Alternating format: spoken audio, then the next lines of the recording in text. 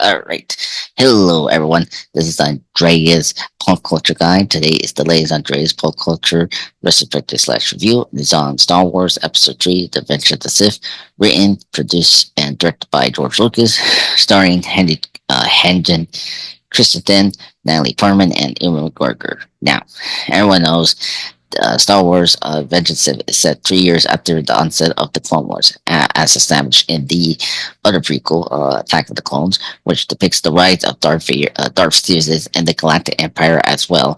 Anakin Skywalker, aka the man that is going to become Darth Vader, is going to turning to the dark side of the Force, which will have wide range consequences in the galaxy that will lead to the extermination of the Jedi. Now, Star Wars Episode 3 The Adventure of Steve serves as a bridge to the first Star Wars movie, A New Hope, and pretty much the richer trilogy, where we see the combination of the Anakin Skywalker's fall to the dark side. This is where Darth Vader is born. In addition to finally delivering on the promise of the entire prequel trilogy, Revenge of the Sith also has the gargantuan task of telling the story of how the Clone Wars ended, how the evil empire emerged from the Democratic Republic, and how Luke, Leia, and Obi-Wan and the rest find themselves where they are at the start of the original Star Wars trilogy.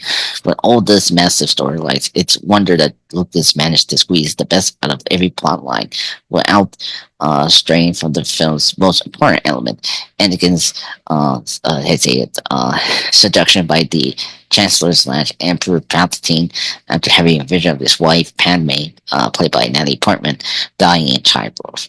The Jedi protege Anakin Skywalker consults with the Chancellor, who ability influenced the young Jedi into turning to the dark side of the Force.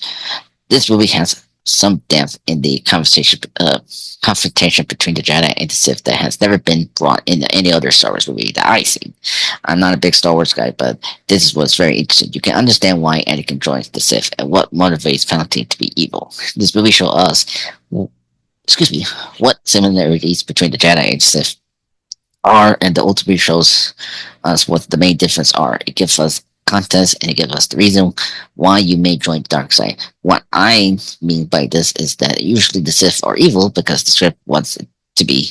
I mean, as usual with Hollywood movies, but there's no reason to it to look at the sequels and what does the First Order handle the way it does in those films. They were pretty obvious. They were evil because they are evil. That's what we told. But ultimately, the lack of a realistic motivation what makes those movies childish and boring, to say this. And in this movie, we get to know what the Sith want. As Anakin says himself, I believe that Palpatine does too. They want to bring peace, justice, and security. But what differentiates them from the Jedi is that they want to obtain that by having full control of the people and situations, not letting any opponent exist, and through a establishment of fear amongst people. This is similar to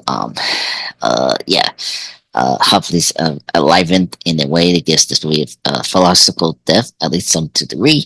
I know, of course, that the philosophical and critical ideas weren't very complicated in this movie.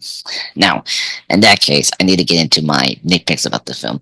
Now, CGI hasn't aged well, obviously. I mean, it's been 20 years. Some obvious CGI and blue and green screen are obvious here. I mean, example, the clones you see in this movie are just terrible. Some of the others still looks amazing, but look at the end battle on Mustafar, it's fantastic, still amazing. Gosh, the rendering of the environment of that planet is fantastic. Also, the dialogue feels more adult and less goofy in the comparison to both episodes 1 and 2 Lucas had made before. Of course, referring to the prequels, if you don't know. Also, in some acting performance still showed to be bad in a way, but there's been some important improvement compared to the Star Wars Episode 2 Attack of the Clones, I have to say. Now, getting out the complaints and nitpicks, I gotta say, the plot marches relentlessly forward with the committee memento, but it's also the only one side of the Revenge of the Sith. The special effects and action are in class of their own. I mean, Episode 3 is the biggest of all the Star Wars movies in terms of story. The visual effects return to favor.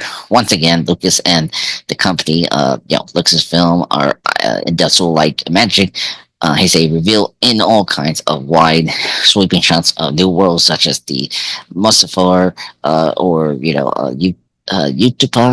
It's all part of the grand, dramatic style of filmmaking that makes Adventure of the Sith looks like a finale through and through. It's a remarkable how certain elements like the ships, soldiers, and costumes seamlessly blend into what is seen in the originals, which I kind of agreed. As sophisticated as the effects are, I think George Lucas and his frankly talent for uh, uh, composition that propel the effects from technical, well done is exercise of CGI miniatures to beautiful cinematic images. Lost in all this is the action. The film begins with an old-fashioned space battle on the epic scale. It's the feast for your eyes, and then it feels distantly like a classic Star Wars. The lightsaber duels, the lizard versus Leo chase scene, fantastic. I mean, come on. General Grievous, half droid, half alien, is a wonder of imagination and digital uh, prowess. And the Clone War battles are dazzling on levels rarely seen in traditional summer blockbusters at that time or still today. The final duel between Obi-Wan and Darth Vader is operatic, straight up Shakespearean in its emotional complexity, along with the Order 66 montage. Whew, fantastic. I mean, well, sad and really powerful. The action of the last half of Revenge of the Sith is as powerful as anything I see in this series has chopped before. Now, other nitpicks I can bring up again, or other ones that I haven't brought up. Well, as with any movie, there are things in episode 3 that could be criticized. I'd say. I mean, I did bring up dialogue. It isn't dramatically better than it was in the previous two movies, but the acting can be wonky at times as well. But none of those amounts to anything in the grand scheme of things. I mean, it's pretty better than the first two episodes of the prequel trilogy. But in the end, Sif does so much right than complaining about the line or two that are corny or delivered in an ugly way. But the finale to the Star Wars saga aims so high, it nails so many key notes, and that is the minor falls are almost completely incontestable or inconsequential in the country of the film. The Revenge of the Sith is one of the boldest works of blockbuster filmmaking ever made. I cannot name another temple franchise movie that comes close to the level of operatic, emotional, or boundless ambition and breathtaking power. Revenge of the Sith is high art and performance as summer blockbuster. George Lucas puts every idea he has about good versus evil, fathers and sons, the rise and fall empires into this masterpiece of popular entertainment on Star Wars. Now, wrapping up, overall, happy 20th anniversary Star Wars Episode 3, Revenge of the Sith. I guess I can start doing my ratings. I think I rate this like a 7 out of 10. It's decently good, better than Episode 1 or 2. Star Wars Episode 3, Revenge of the Sith is a brilliant craft epic one that cements George Lucas' Star Wars saga as one of the greatest achievements in filmic history. Now, this is how you end the trilogy. This is how you conclude a climax of one of the greatest sci-fi stories to be told. There's things to criticize, as I brought up, but yes, there are things that could be improved, yes, but George Lucas managed to give us a great end result that, at least to me, is one of the best, or maybe the at least best sci-fi movies ever made, and certainly the second best, if not the best Star Wars episode up there. For me, I think it's up there with Rogue One, the original, and Empire Strikes Back. So thank you everyone for joining the 20th anniversary review on Star Wars Episode 3, Revenge of the Sith. There's going to be more retrospective such review down the road, so please check out the content I have here on Dre's Pop Culture Channel Presents. Hit that subscribe button and hit that like button. So have a good week.